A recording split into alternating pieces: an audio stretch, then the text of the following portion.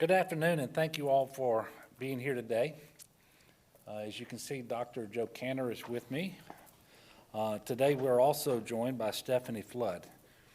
She is the commander of the Disaster Medical Assistance Team that's been dispatched here to Louisiana from the Department of Health and Human Services to provide staffing support for Our Lady of the Lake Regional Medical Center.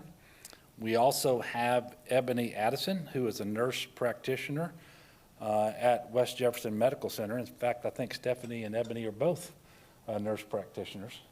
But Ebony works at the West Jefferson Medical Center, and she's been on the front lines, and she's going to share what her experiences have been. And then we also are joined today by Dr. John Bel Edwards. He is a professor of pediatrics and director of community outreach, testing and vaccination at LSU's Health Science Center in Shreveport for emerging viral threats. He's going to be able to share what he is seeing in North Louisiana. As you all know, on Monday we announced the temporary return of a statewide mask mandate aimed at curbing the spread of this devastating fourth surge of COVID. That order did go into effect on Wednesday. It goes through September 1st. And I want to thank those who've stepped to the plate, put their masks back on, and are being part of this team effort to slow the spread. I also want to thank the businesses who are doing their part because they want to protect their employees and their customers and their communities. And they also know that this is a targeted temporary mitigation measure that is specifically designed to keep our economy open. These press conferences, while I hope are informative, obviously they alone aren't going to slow the spread of COVID. Words have to be followed up with action. And really that's where the people of Louisiana come in. We need everybody to do their part to mask up and go sleeves up. On Monday, we wanted to convey the severity of the current COVID situation in Louisiana, and it is severe. We are at the leading edge of the surge. Case growth per capita in Louisiana continues to be the highest in the country. We're the #1 state. That's not a distinction we want to have, and quite frankly, it's not even close. The #2 state is Florida.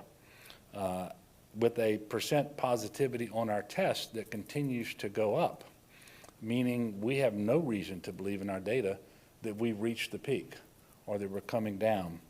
Case growth continues, hospitalizations continue, and of course, deaths as well. We have reached a critical point. Things, if anything, are worse today than they were on Monday. And I believe that that message has been received by the vast majority of the people of Louisiana. If you read any newspaper, watch or listen to just about any national news program, and you're going to see reports from Louisiana, interviews with doctors, nurses, or families who are suffering. So unfortunately, the eyes of the nation are largely on the state of Louisiana right now. We have more children sick with COVID-19 than at any other time during the pandemic. And as we heard from hospital leaders on Monday, particularly Dr. Klein, the pediatrician from Children's Hospital in New Orleans, the Delta variant is affecting children at a greater rate than during the surges that we saw previously. For example, at Children's Hospital in New Orleans right now, I believe there are 13 children hospitalized with COVID-19, including 6 under the age of 2. 4 children are in intensive care, and they include a 3-month-old boy, a 23-month-old girl, an 8-year-old girl, and a 17-year-old boy. This disease is impacting children and adolescents across the full age spectrum. And of all of the patients in the hospital there over the age of 12, and they were eligible for vaccination, none have been vaccinated. On Monday, I told you that 2,079 children had tested positive per that day's report. Since that press conference, in just 4 days, another 3,939 children, these are people below the age of 18, have tested positive in Louisiana. That means this week, more than 6,000 children tested positive. So in light of that, and the CDC recommendations, the recommendations of the American Academy of Pediatrics, the information that we've received here from the Office of Public Health and leading Louisiana pediatricians, and quite frankly, as a parent myself, I have to ask, why wouldn't we send our kids to school with a mask on? For their benefit and to slow transmission generally in the state of Louisiana. And we know better than to continue to believe that kids can't and don't get sick from COVID-19. And we certainly know better than to believe that they're not getting infected and that they're not infectious. And when they leave school, they go home to parents and grandparents and into the larger community. And any holistic effort to slow the spread of the virus, which is absolutely paramount right now, in light of all the things we're seeing across the state of Louisiana, simply has to include these young people.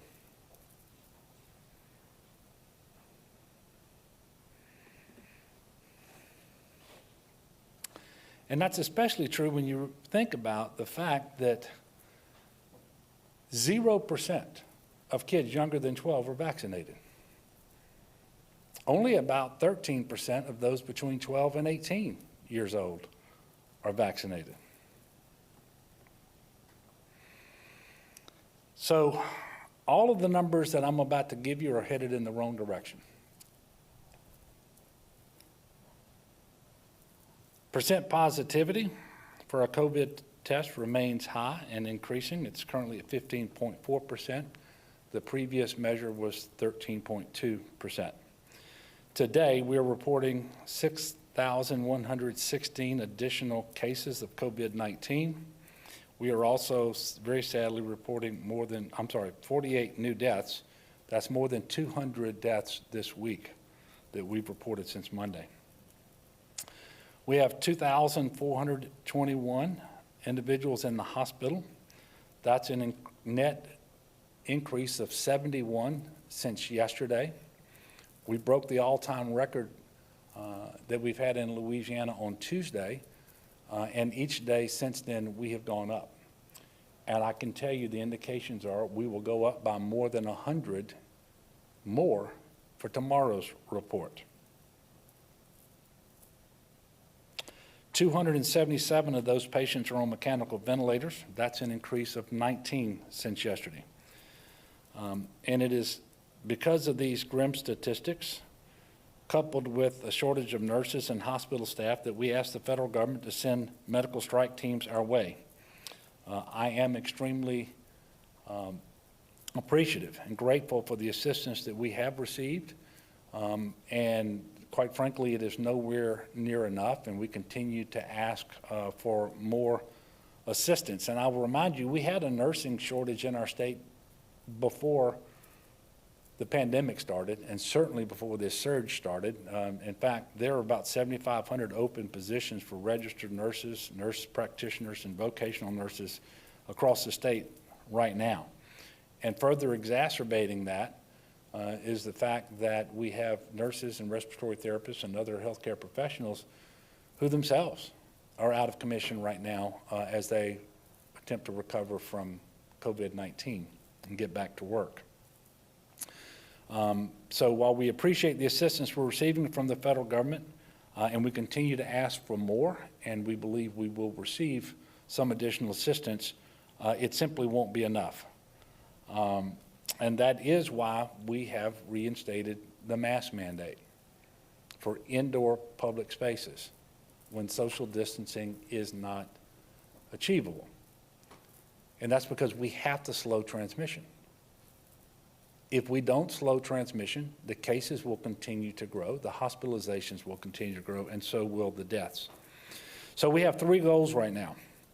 And this is the point that we stressed in the Unified Command Group meeting this morning. They are to increase vaccinations, to slow transmission through proven mitigation measures such as universal masking, and surging our staffing capacity in Louisiana so that we can continue to deliver vital life-saving care to both COVID patients and non-COVID patients alike.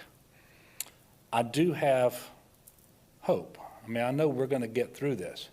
How quickly we get through it, and how many people get sick between now and then, how many people die between now and then, is largely going to be up to us. But I do have hope, and one of the reasons is over the last month, those individuals choosing to be vaccinated, receiving their first shot of the vaccine, is up by more than 300%. Now, we start off at a very low level of vaccination, and so we have a long way to go. But I am heartened by the trajectory that we are currently on, and we have to continue that for some time. More than 2 million people now have received at least one dose of the COVID-19 vaccine. That's more than 43% of the people in our state. Only about 37.5% of our state is fully vaccinated, however. You know, and sometimes it's helpful to compare ourselves or contrast ourselves with other states. We did have the second lowest percentage of the population vaccinated in the country for a while. Now we're basically tied with Arkansas, and there are 3 states behind us. I guess that indicates we're making progress here, but of course these other states are continuing to make progress, and are really rather focused not on comparing or contrasting with other states, but just doing everything that we can do here in Louisiana, because we have a lot more progress that we need to make. I too want to thank the employers in our state who've taken upon themselves to come up with creative ways to promote vaccination among their employees. Bollinger, for example, has launched their own lottery program based on what's happening in Louisiana now. I think people see just how transmissible and bad the Delta variant of the virus can be. So it's time that Louisiana shows them how we can fight back. And we know the tools that are at our disposal. Let's use them. Let's embrace them. Today, there are more than 1,400 locations in Louisiana where individuals can get their COVID vaccine. So I encourage you, do it. Do it today. This week, we actually had to order more vaccines than we've been ordering in the past because individuals are choosing to receive their vaccine. And I think Dr. Cantor pointed this out previously. Most of the people being vaccinated today have changed their mind. At some point in the recent past, they had decided to continue to wait, or maybe they had decided they weren't going to get vaccinated at all. And I welcome that. I would encourage everyone to understand that today is a new day, and no matter what you've said or no matter what you had decided before, in light of all the medical evidence of the safety and efficacy of the vaccines, in light of all of the evidence is just how serious and transmissible and deadly the Delta variant is, it is time to reevaluate and change your mind and talk to a medical professional if that's required in order to get all of your questions answered so that you can be comfortable making that decision. Is Nurse Carla here? Okay, so I introduce you all to Nurse Carla. Start coming up this way. Previously, that was back in June, she's a hospice nurse, and she lost her husband to COVID-19 last year. She then made it her personal mission to vaccinate as many people in her community as possible, including going door to door and having conversations with people who had decided that they were either going to wait, or maybe they wouldn't be vaccinated at all, or maybe they were just waiting for somebody to come up and explain to them what the situation is with the virus, the disease, and how safe and effective the vaccines are. Back then, she had vaccinated more than 1,000 people. She told you it was her goal to get to 2,000. Well, I'm happy to tell you she has surpassed her goal. She has vaccinated more than 2,000 people. So, Nurse Carla, I wanted to officially recognize you for your incredible dedication as a nurse and your commitment to doing all that you can to help combat this terrible virus. You know, I honestly believe it's people like Nurse Carla, doctors, epidemiologists, and others working on the front lines who can best describe how urgent the situation is. And that's why we're going to hear from some of them in just a moment. But I did want to present to Nurse Carla an official statement that I'm going to give her from the state of Louisiana. And it says, I, John Bel Edwards, together with the citizens of this great state, do hereby give special recognition to Nurse Carla Brown in acknowledgement of her unyielding leadership, dedication, and commitment to personally educate and vaccinate more than 2,000 Louisiana citizens since March 15, 2020, after the loss of her husband to COVID-19, making her a true Louisiana hero, signed the 6th day of August, 2021. I want to give this to you. Thank you so much. God bless you. Thank you. God bless you.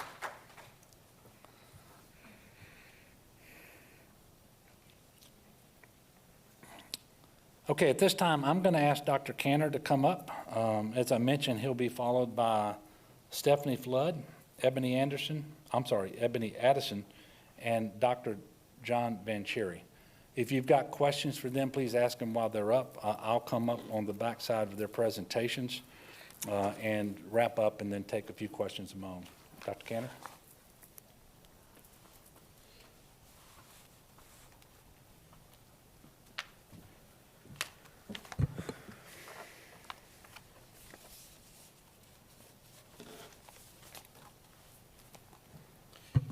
Good afternoon.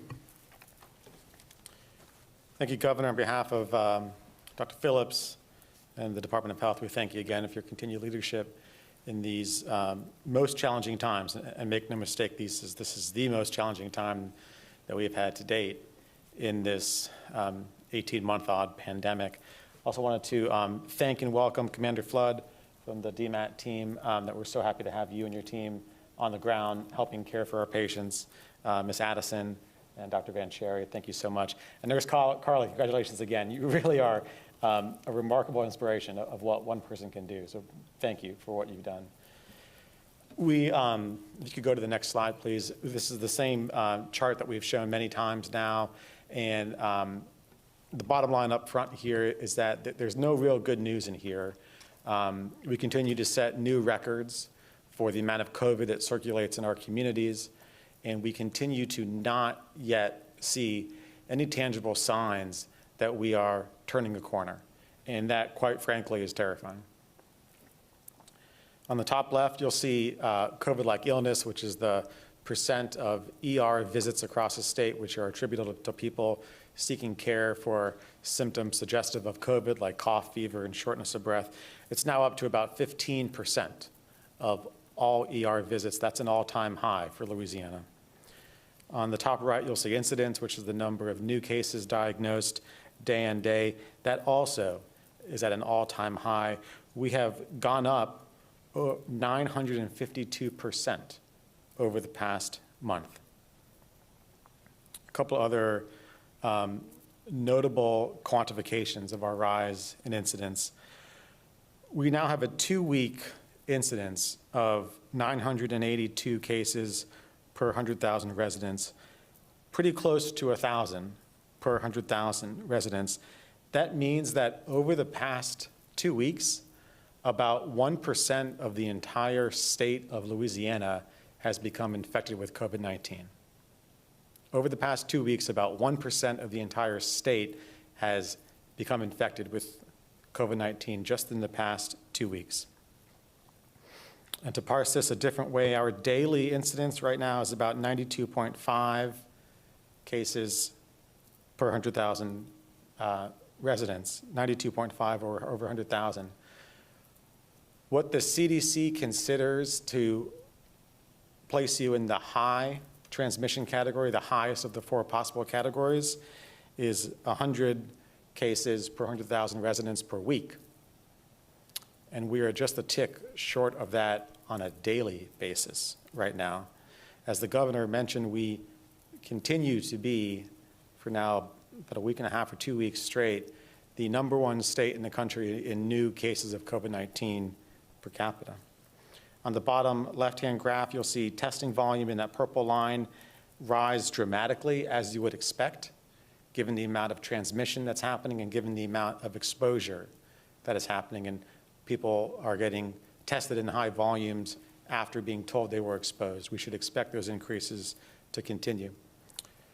We now have 15.4% positivity. That means of tests being conducted, about 15.4% are positive, as we shared last week. That's the largest number that we've had since April 22nd, 2020, the very first wave, when we had 5 times less testing volume happening, which artificially inflates your testing volume right now. And what gives us the most concern, again, is the number of COVID-positive patients that are hospitalized and now overwhelming hospitals across the state of Louisiana. Today we have 2,421 new patients currently in hospital beds being treated with COVID-19. That, again, is for the 3rd or 4th day the highest number that we have had on record to date in this pandemic. Over the month of July, we have added 2,091 hospitalized COVID patients. That number that we added over the month of July is higher than the total number of any prior peak in our pandemic. We added just in the month of July. I'll tell you, as of today, 50 hospitals across the state have formally reached out to the Department of Health asking for help. These are 50 hospitals that have reached out to us telling the state that they can no longer adequately provide care for the amount of patients that need their services and they need help. That is a remarkable and unprecedented number. As the governor said, we are doing the best that we can to meet those needs and asking our federal partners for assistance as well. But there's not a magic supply of nurses and respiratory therapists and doctors in the country waiting to come here. 50 hospitals have reached out and said they do not believe they can adequately meet their community's needs with the amount of sick people coming into their doors right now. Over the past week, we have, through contact tracing, tracked 50 new outbreaks of COVID-19, accounting for 414 associated cases. 50 outbreaks is the largest number that we've had in a week to date throughout the entire pandemic. The most common settings that we have tracked outbreaks to include summer camps, daycares, bars, restaurants, and workplaces. Next slide, please. If you look at the number of new cases broken out by age group, we continue to see the largest transmission occurring in the youngest 2 age groups, individuals between the ages of 18 and 29, and the individuals below the age of 18. That's not a new trend. Individuals of that age are very effective spreaders of COVID-19, putting themselves and certainly those around them, their families, their coworkers, their colleagues and friends and students at risk. Next slide, please. You've heard a lot of accounts over the past couple weeks from physicians and hospital leaders speaking to the dramatic increase in kids who are sick in hospitals. And I know Dr. Van Cherry, who's a pediatrician and represents the Louisiana chapter of the American Academy of Pediatrics, will speak more to that. I wanted to illustrate what we're seeing just as a snapshot in time.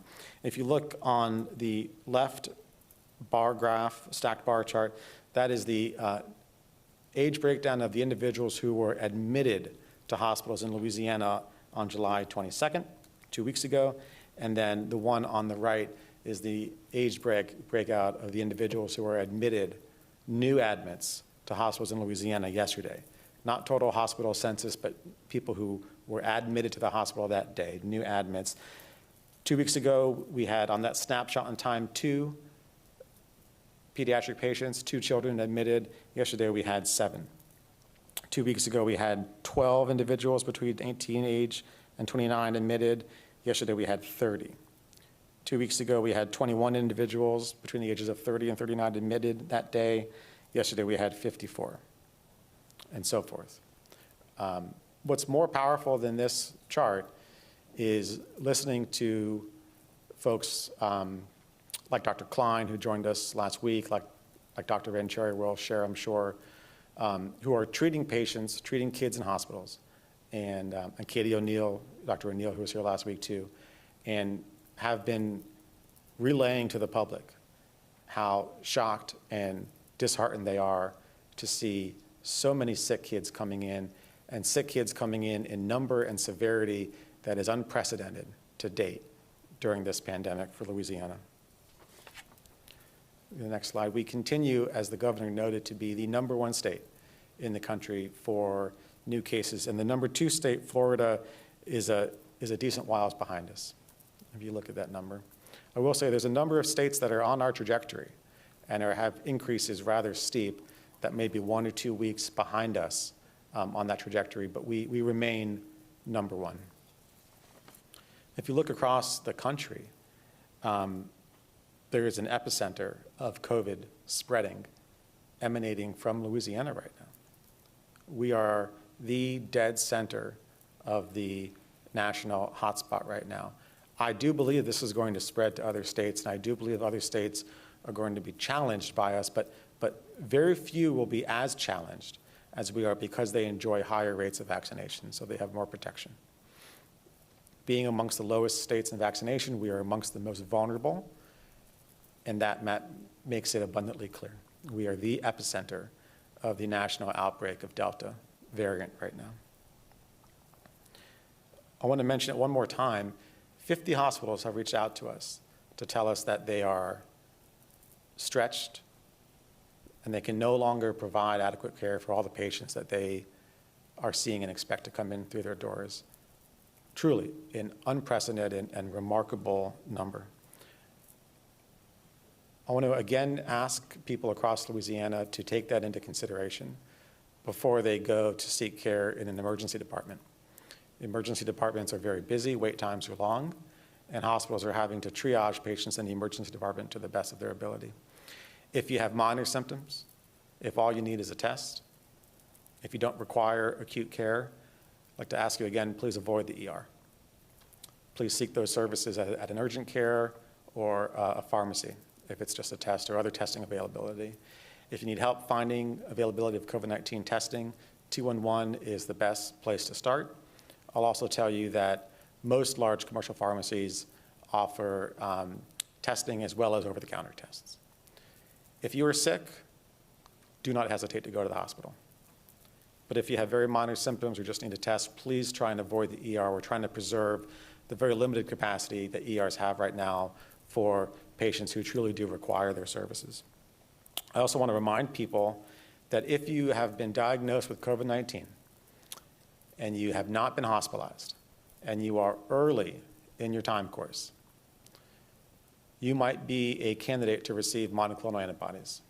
Monoclonal antibodies are a therapeutic, a medicine that are designed to keep people with minor symptoms of COVID-19 from progressing to worse symptoms that might require hospitalization.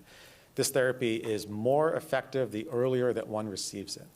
So if one were to wait 5 or 6 days after their symptoms began, the therapy would be less effective.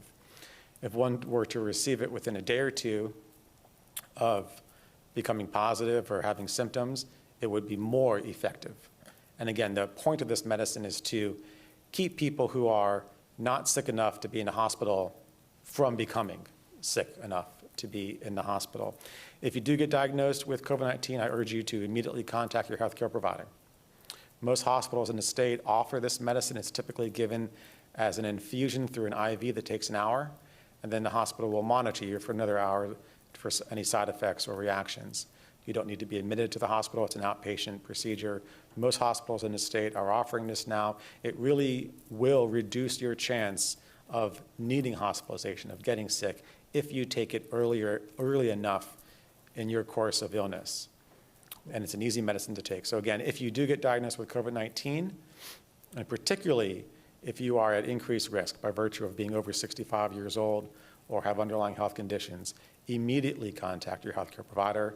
Ask them if you would be a candidate for monoclonal antibodies, And if so, what the best way to get them in your area is. Go to the next slide, please. As we've said a few weeks in a row now, as more and more cases are out there, as more and more COVID exists in the community, we can expect to see more breakthrough infections, more infections in people who already are fully vaccinated, because as we know, while these vaccines are excellent, they're not 100%. They provide excellent but not absolute protection. No vaccine is 100% effective, and you do see more breakthrough cases as the amount of COVID out there goes up. Amongst everyone who was diagnosed with COVID-19 in the past week, 90% were not fully vaccinated. Of everyone who is hospitalized today in hospitals throughout the state, 90% are not fully vaccinated. And of everyone who was reported as a COVID-19 fatality to the Department of Health last week, 84% were not fully vaccinated. I'll tell you, today we reported 48 new COVID-19 deaths, of which 45 of those 48 were not fully vaccinated. Go to the next slide, please. As the governor noted, we continue to see reassuring increases in the amount of Louisianans who are choosing to get vaccinated, and that really is heartening here. I think that's likely to shorten the duration of this spike. It certainly will help prevent against future spikes.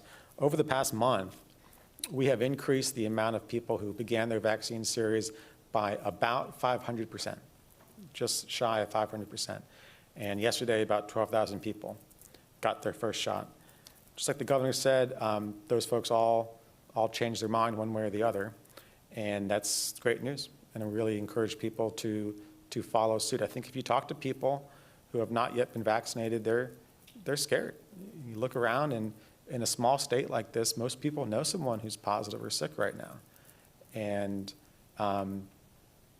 that's a good a reason as any to get vaccinated, and you can do so today. You can do so tomorrow. This is our fourth surge. It's our worst surge. Dr. O'Neill last week said these are the darkest days of the pandemic, and that has never been more true than today. We do have more tools. You get sick and need hospital services, and those services might not be there in the fashion that you expect. And make the connection that the only way we get out of this right now is if more of our neighbors, friends, and community members choose to follow the governor's order and put on a mask. Simple, safe, and it's really our best bet right now. I'm going to pause and be happy to take any questions if there are any.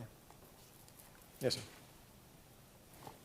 WBRZ just reported the breakthrough case data that the LDH provided. What message do you have to anyone reading that data, that report? Number one, it's that vaccines work, and 9 out of 10 people on hospital beds right now are not fully vaccinated. Can you imagine what these numbers would be if we didn't have vaccines right now?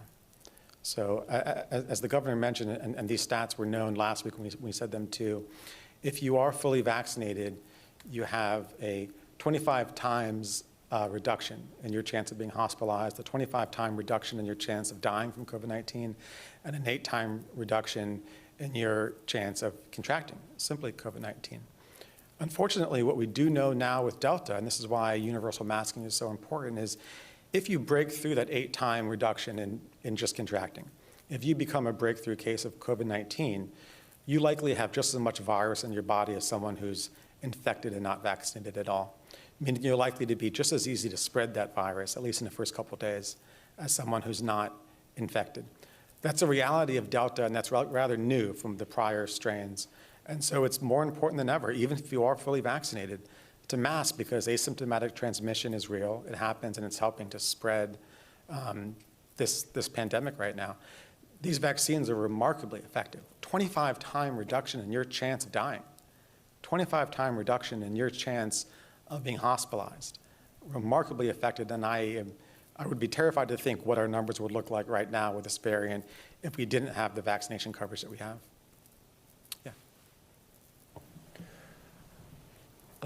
Dr. Cantor, could you help explain what other levers there are as far as our hospitals in being able to increase capacity? Yeah. And I would encourage people to talk to hospitals too, because I guarantee you every hospital is meeting likely on a daily basis right now to talk through. Nearly every hospital has now canceled elective or non-emergent procedures. There's probably some further procedures that can be canceled.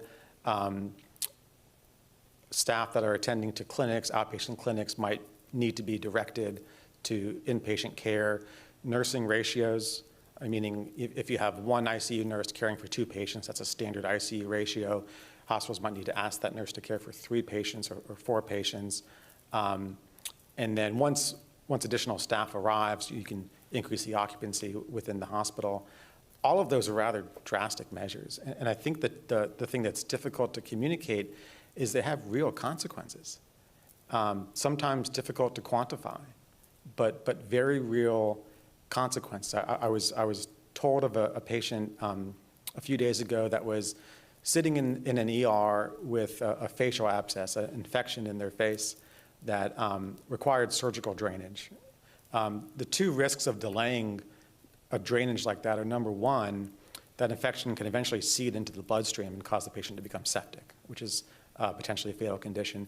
And number 2, that infection can swell to the point that it occludes the airway and chokes the patient, also a fatal complication. This was a smaller hospital that did not have the surgical expertise to provide that service. It took 4.5 days to get that patient into another hospital with the expertise to drain that abscess. 4.5 days. And the patient did well, thankfully well, but the next one might not. And I think you're going to hear more and more of those stories, and families are going to be shocked to find that when they need emergent care, and no one plans on that, they're going to be shocked to find that it's not going to be of the quality or the immediately availability of it that we have grown accustomed to in this country. And that really is scary. And to connect the dots directly, the only way that we get out of this immediately is by masking, because the more people that mask, the less transmission will occur, the less people will require to be hospitalized, and the more our hospitals can return to normal operations. And normal operations doesn't mean that administrators are just working less hours. Normal operations mean that the hospital can guarantee the highest level of care to people that need it. Yeah, Melinda. Can you talk a little bit about the situation in nursing homes? It seems that we're seeing infections go up, and we're seeing new deaths there after we had sort of turned that around for a while. Yeah, we are. And can you talk about the vaccination rates? Yeah, as well? of course. Yeah, the question was about nursing homes and what are we seeing right now. We are seeing increases. Compared to what the increases were during the 3 prior spikes, they're relatively small. They're highly significant if you're that nursing home or you're that patient's or family, but compared to the prior spikes, they're relatively small. I'll give you what the numbers are, Melinda. Last week we had 72. This is 2 weeks ago we had 72 new cases amongst nursing home residents. This past week we had 136. 2 weeks ago we had 3 deaths amongst nursing home residents. This past week we had 8 deaths. 2 weeks ago, we had 166 new cases amongst nursing home staff, and this past week we had 246. So notable increases, still relatively small compared to what they were during the prior spikes. At this point in time, 86% of nursing home residents have completed or at least initiated their vaccine series, and for staff, that number is up to 50%. Nowhere near where we would like it to be, but incremental increase from what it has been in weeks past. When a nursing home has an outbreak, they are required by federal law, by CMS guidelines right now, to institute a number of measures. Number 1 is population-based testing, so everyone either on that floor or their whole facility gets tested, staff included. And then there likely is temporary visitation restrictions that get triggered, all by federal rule right now. Yeah, last question, please. Dr. Cantor, one of the doctors who wrote the crisis standards of care said earlier this week that he fears, given this current trajectory of our surge, that it's a real possibility that care will have to be rationed. Wondering how you're thinking about this idea that care perhaps might need to be rationed. It's a dark place. It's a really dark place. It's definitely never happened, I think, in any of our lifetimes. I think care is being rationed on a small scale right now, and as you heard from some of the docs that were here last week, hospitals are having to make difficult decisions of what transfer to take in, and those are not easy decisions. To have that happen on a much larger scale would be just an incredibly dark place. And I'll tell you, we, the governor, everyone in the Department of Health is working day and night to try and avoid that from happening. Public can help too. Public can help too, and the greatest thing that people can do is simply mask up. I mean, there's a direct line between not wearing a mask, increase in cases, increase in hospitalizations, and then the real dystopian measures that you kind of allude to. Thank you. I think at this point, I'd like to ask Commander Flood, commander of the Disaster Medical Assistance Team that we have on the ground right now, to come up and share a little bit about what her team is offering. Thanks, Commander.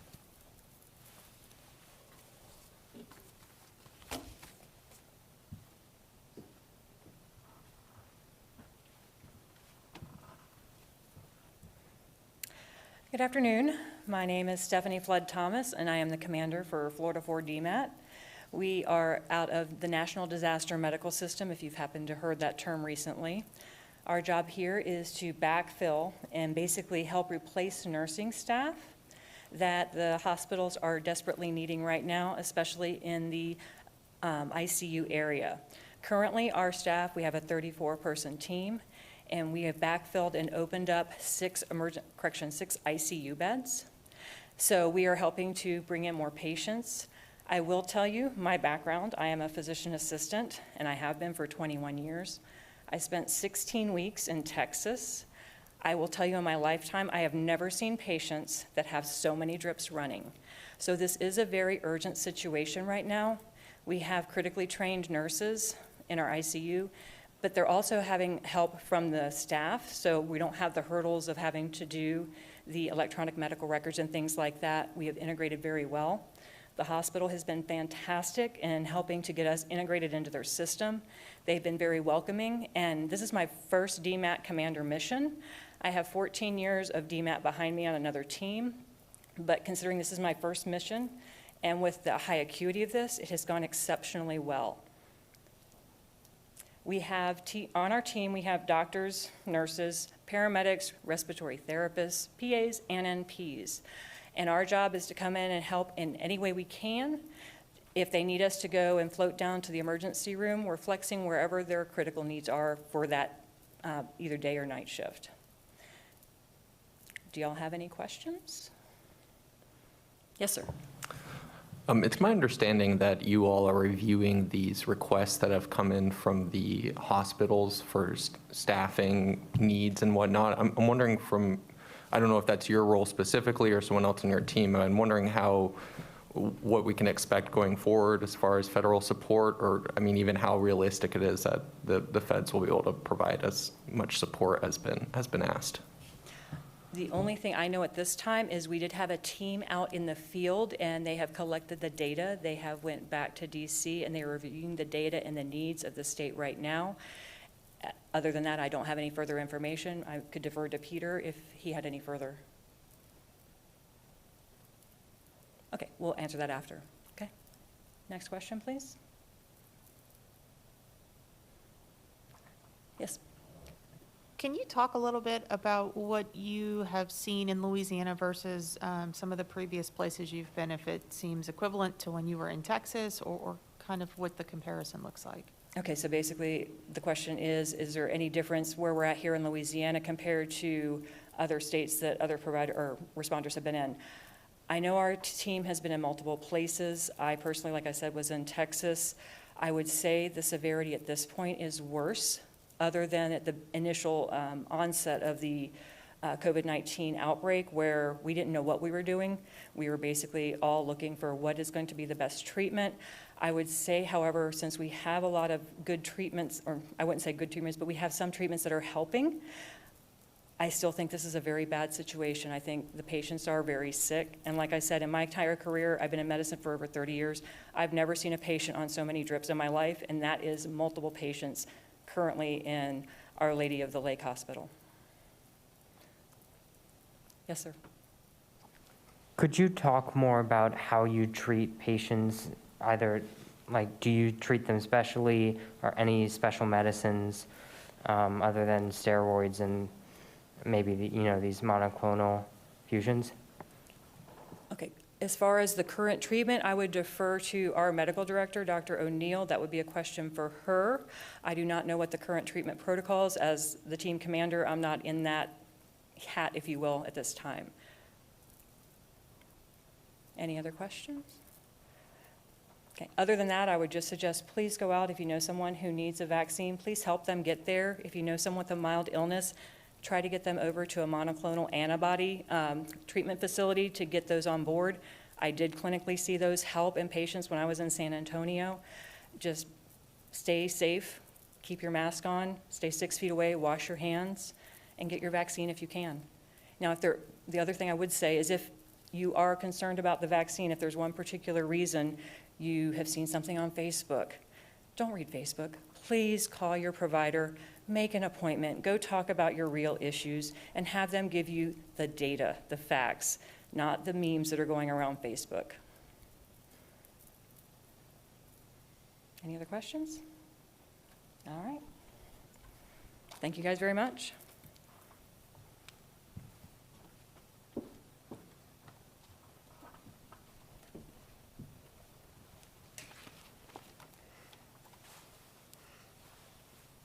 Hi, everyone. First, I want to thank Governor Edwards for inviting me to represent the efforts of our team at West Jefferson Medical Center and LCMC hospitals as we continue to battle COVID-19. I would also like to thank Dr. Cantor as well for continuing to do all that you do as a state leader in health, as well as part of our LCMC family.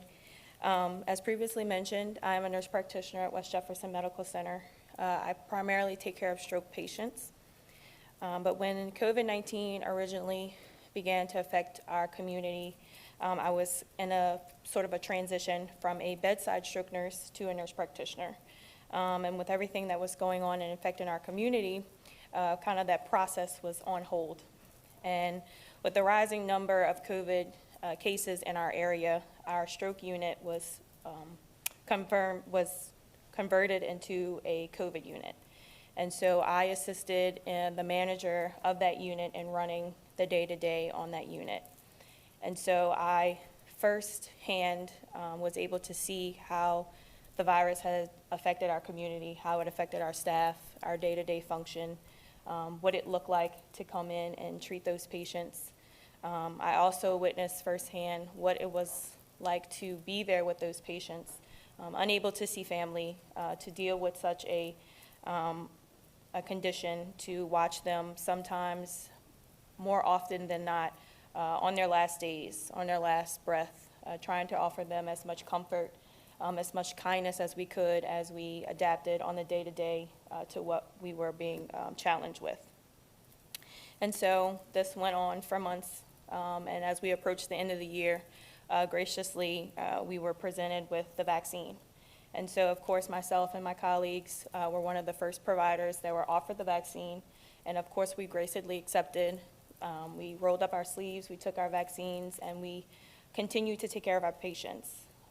Fortunately, for a period of time, we were able to see some of those more traditional illnesses that we were used to seeing, treating our cardiology patients, our stroke patients, trauma, illness, but of course, still our COVID patients as well.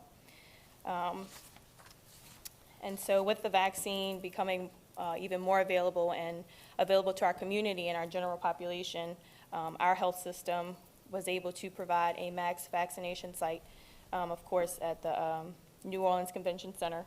And so that gave us some hope and helped to motivate us to continue to provide care for our community and hopefully to ease up some of the stress that was being put upon our health system.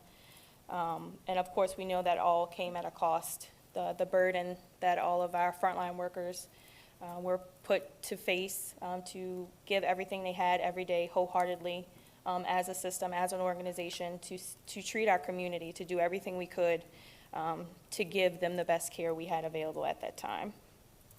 And so, unfortunately, we find ourselves at an even tougher battle now with this variant that is affecting our community. And unfortunately, we're seeing a lot of patients who are needlessly ill, that they're getting sick. And often I hear, I wish I would have gotten the vaccine, or, I thought about it, but it's just so new. Or I'm young and I don't have any underlying conditions. I don't really need this vaccine. And while we hear you and we're listening, what we're seeing in our community does not meet that theory. People are continuing to get sick. And now, as the governor mentioned, our children are sick. They're greatly ill. And I can't help but to feel as though those could have been prevented. If our community, our people who are able to get the vaccine will, just go a step forward, take that step, and get the shot. And so I do stand with our healthcare leaders and our frontline workers and continue to advocate for the vaccine and encourage anyone who has any questions to reach out to the professionals, to read the data when you have concerns about the vaccine, and continue to wear our mask and wash our hands, practice social distancing, all those things that have helped us in the past. We need all of those things now together, so we can continue to do the best we can for our community. The healthcare staff, we're depending on our community to help us. And so I thank you all for listening, and Governor Edwards and Dr. Cantor. Any questions? There was a poll on unvaccinated people by the Kaiser Foundation on Wednesday, and more than half of the people who are unvaccinated, including 75% of the people who say they're definitely not getting the vaccine, think that getting the vaccine is a bigger risk to their health than getting infected with the virus. So just to be clear to those people, if any of them are listening, to hear it from you, a medical professional working in that hospital, how many people are in the hospital because they've gotten the vaccine versus because they've gotten the virus? And do you have a message for those people? I don't have any specific numbers to speak to that part of your question, but as far as to clear up any questions as far as the vaccine and what it does, I see that we are at a battle. We are battling a pandemic that is affecting our community. And this vaccine is our armor. And going out into the field with armor is better than nothing. And so we have data that proves that this vaccine is effective, that it does help, and it will help more the more our community participates in taking advantage of it. Thank you.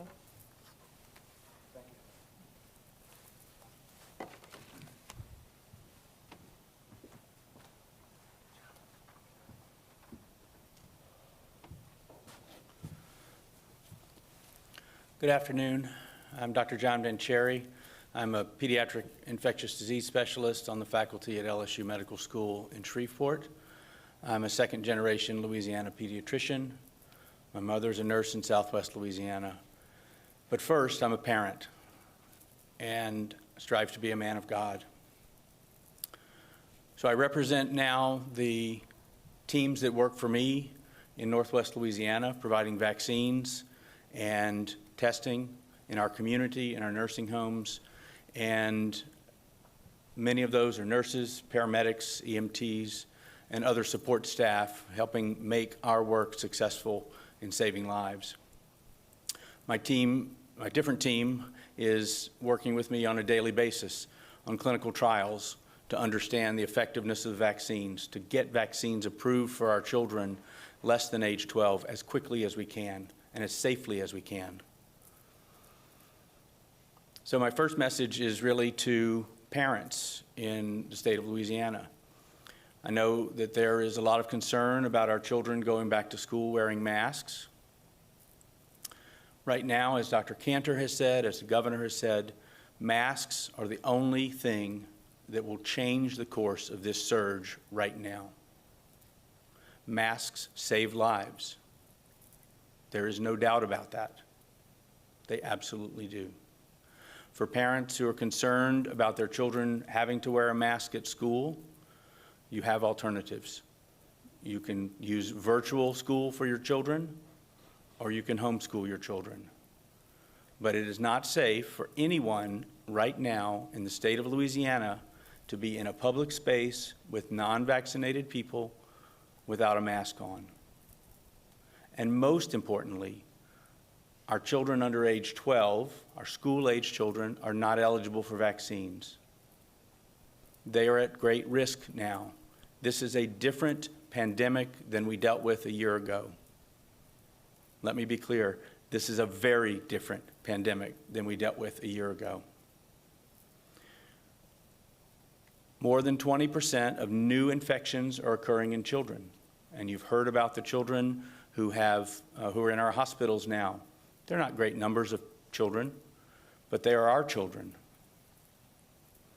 We know that annually, influenza virus kills about 200 children in the United States. The COVID virus has already killed over 400 children in the United States. And while the statistics will tell you that's a 1 out of 100,000 risk that your child will die of COVID, for those 400 plus families, it's 100%. Make no bones about it. Those families are struggling now on a day-to-day basis. Children in Louisiana have died of COVID, and more, unfortunately, will die. This is not a time for politics, for fighting and threatening lawsuits about having to wear a mask. Masks save lives. And if you're a pro-life Louisiana citizen like I am, wear your mask. It's very, very simple. Dr. Cantor has talked about how our health system is stretched, and 50 hospitals have asked for assistance. I can tell you I work every day with nurses and EMTs and paramedics and respiratory therapists who are stressed. They're working long hours. They're working many overtime hours, many more than they would like to work. But our vocation as healthcare providers is to save lives. There is nothing greater than that. And that's why we do what we do. That's why we are on the front lines every day. That's why we go back to work each day, to save lives. Folks who are coming for vaccines up in Northwest Louisiana are coming now tenfold more than they were a month ago. That's very good. That's very good. As the governor said, those are people who were hesitant, who waited, and have changed their minds. That's good. That will prevent the next surge from hitting us so hard so quickly. But right now, this surge can only be dampened by wearing a simple mask.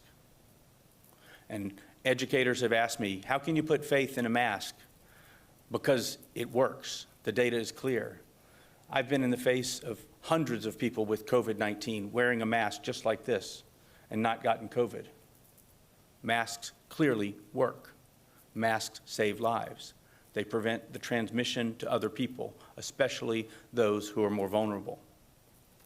And I asked Dr. Cantor to put this slide back up, and he pointed out before the highest rates of new infections in those less than age 39, the 18 to 29 in the gray line, and the orange line up there right between those is less than 18 age group.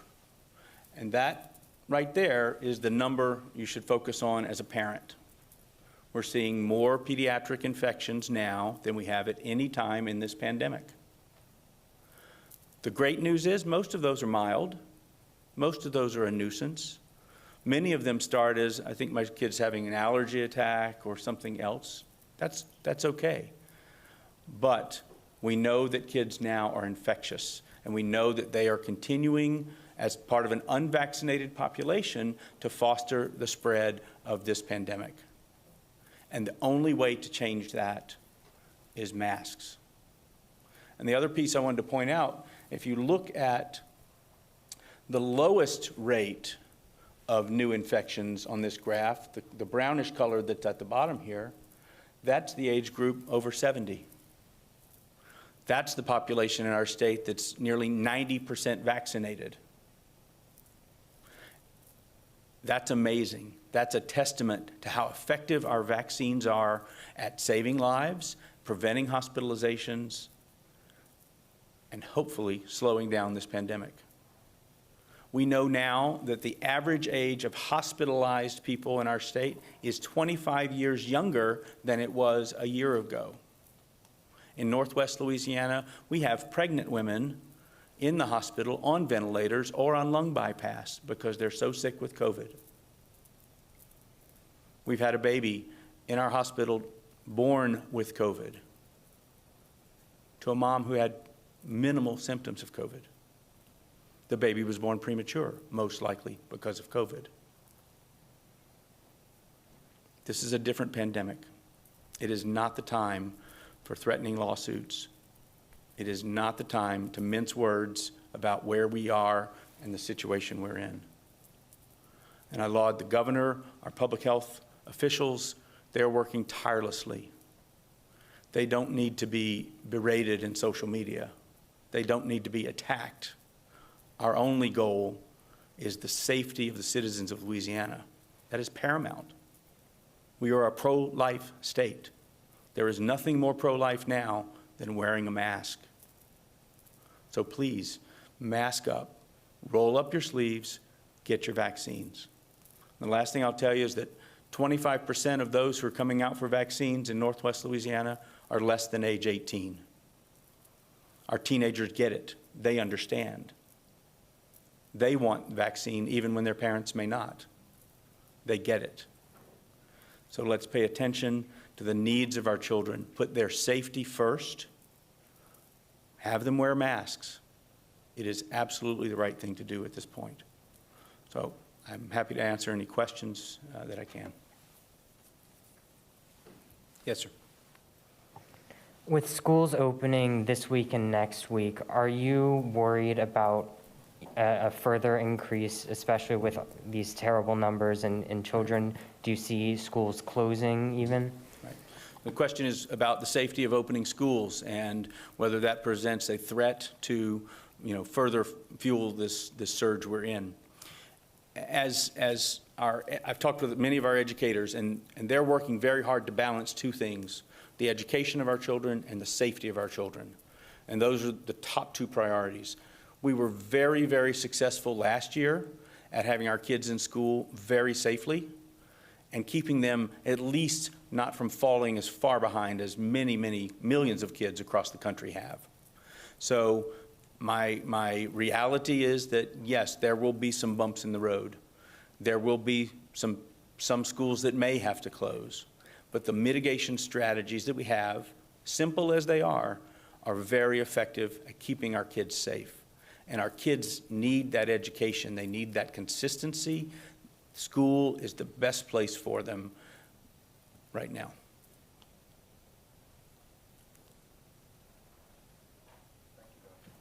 Thank you, Governor.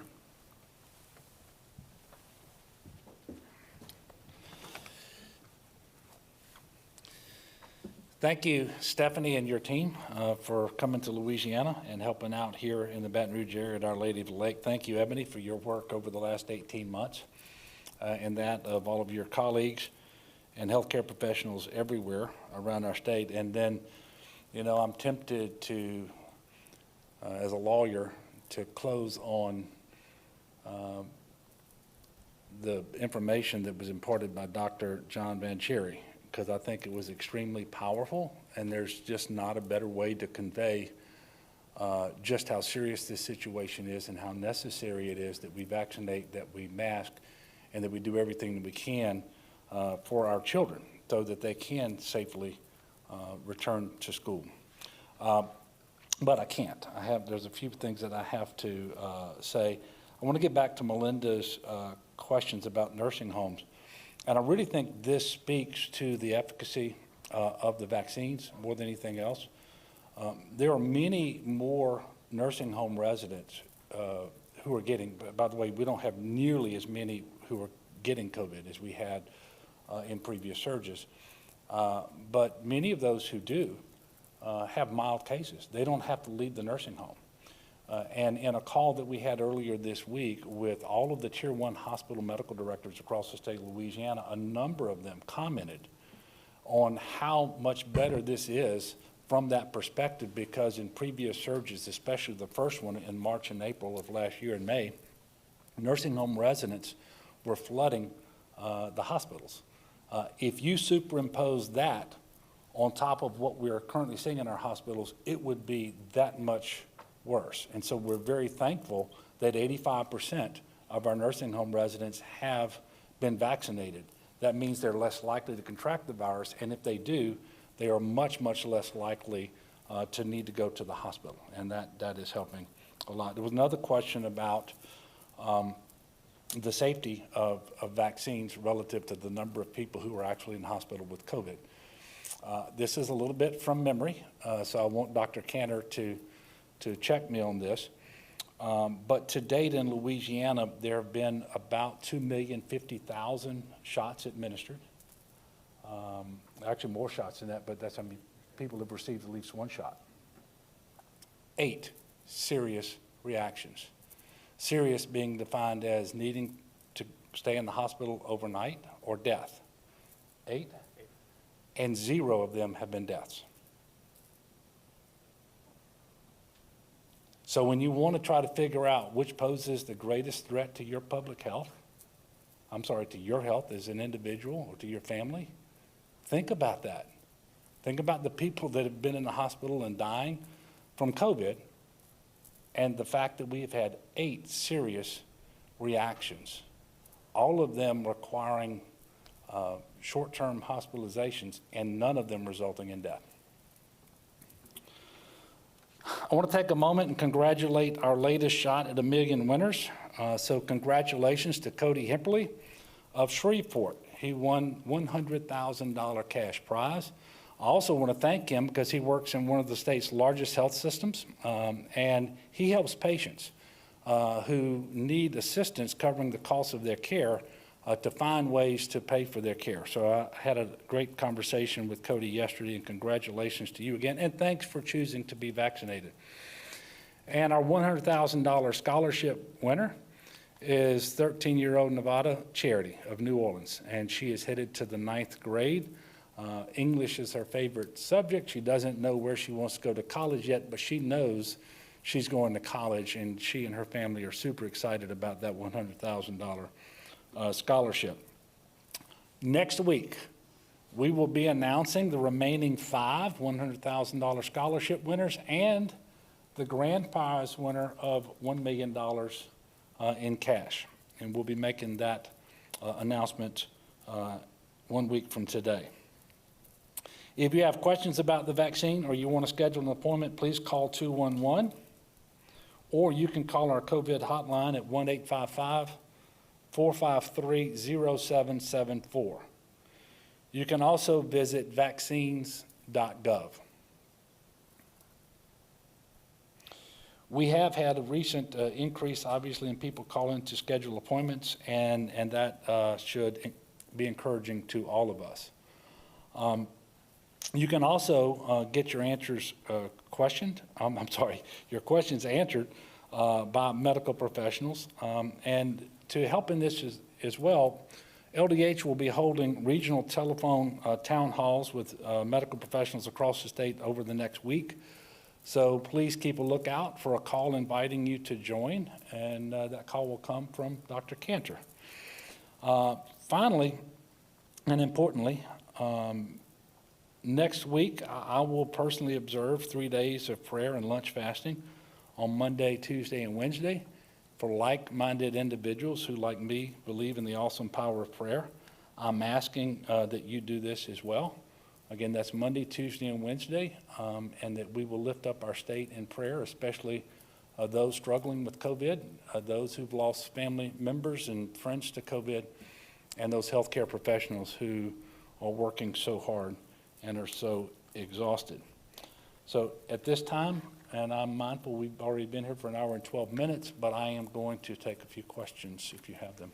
Yes, ma'am. Governor, the Attorney General has put out an opinion today that seems to suggest that he does not believe you have any legal authority to require masking in schools. Would you like to comment on that? Yeah, I opinion? think he's completely wrong.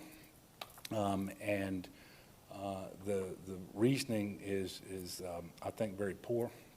The fact of the matter is, I have the authority and the obligation under the current circumstances to declare public health emergencies. We've done that for the entire state of Louisiana. And the mitigation measures that I have ordered for our state apply in our schools. Not only in our schools, but they apply in our schools just like they apply in other public indoor spaces. And simply put, because I'm not differentiating between what we're doing in schools and elsewhere, it is clearly within my authority. And the analogy that I will give you is if we had a hurricane approaching and I ordered an evacuation from coastal parishes, it's not like that order of evacuation wouldn't apply to the schools in those coastal parishes. So I think the Attorney General is just completely wrong. And not only is he wrong, he's going out of his way to undermine public confidence in the basic mitigation measures that will slow transmission at a time when we need it more than at any other time in this pandemic. It is sad. It's regrettable. It's also irresponsible, and it is dangerous. Anything else? Yes, sir. A number of hospitals are starting to mandate vaccines or saying that they will. Do you have any worries that that will affect staffing further with people quitting? Hopefully that doesn't happen, but do you have any worries? No, I don't worry about that. I think that those decisions are left to the sound discretion of the administrators of those hospitals. And my understanding is the time horizon that they're giving people to be vaccinated is such that we're very, very likely to have full FDA licensure or authorization of these vaccines within the next few weeks. They have longer than that to be vaccinated. And I happen to believe that what those hospitals are doing is the correct thing for the employees and their families, but also for those patients. The number one thing you do in the medical profession is you first do no harm, right? Yes. As Dr. Cantor said, there's no sort of end in sight here at this point. The peak, not sure when it's going to happen. I mean, from your perspective, how close are we to having to implement new mitigation measures of any kind? Well, right now, we're not contemplating any additional mitigation measures, but we are working very hard to get compliance with the ones that we have in effect. I believe, and this is consistent with CDC recommendations, that public indoor masking is sufficient to curb transmission, to actually bend the curve and get the growth in cases coming back down so we can give some breathing room to our hospitals. And so right now, we're focused on getting more compliance with that, getting more people vaccinated, because we know that those are the two most powerful tools we have at the moment. And it's critically important that as many people as possible will be vaccinated and will honor this mask mandate and wear their masks. And I can't say it any better than Dr. Vancheri did.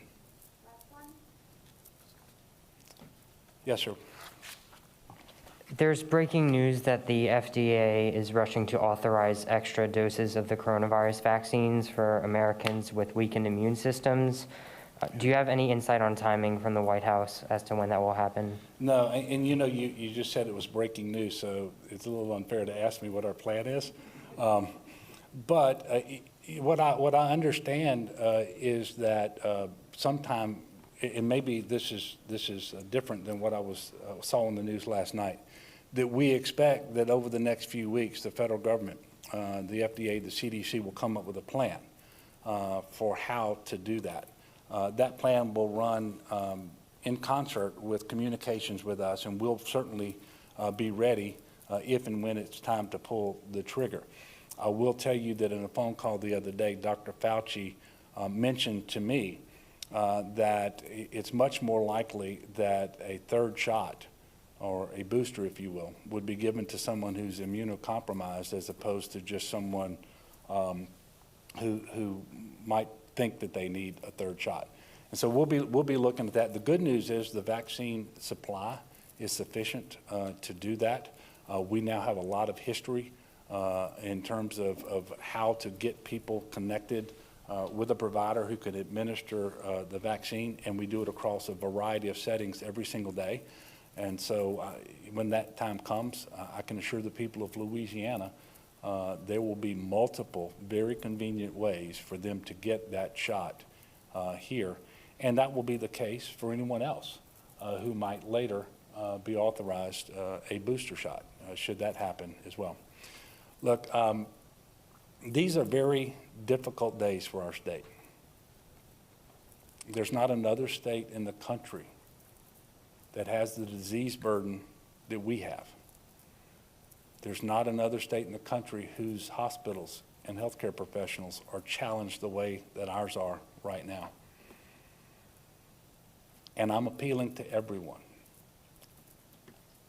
Regardless of what your position on any of these issues were when you got up out of bed this morning, today is a new day.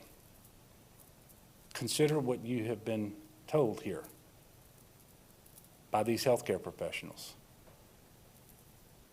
Look at the reliable scientific information that is available on reputable websites. Take stock of this situation and what's best for you and your family and your community. What's going to help us to get past this surge as soon as possible so that fewer people become ill, fewer people are admitted to the hospital, fewer people die. If you will do that, and if you need help doing that, talk to a doctor. Talk to your doctor. But if you will do that and make the decision, the right decision, the correct decision to be vaccinated and to wear your mask, we're all going to be the better for it. And I want to thank those who are doing the right thing out there today.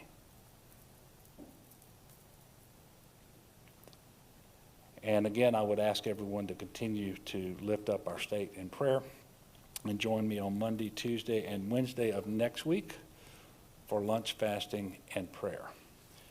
Thank you. Have the very best weekend you can have, and please be safe. And thank you very much. That's a long time to stand up here doing that.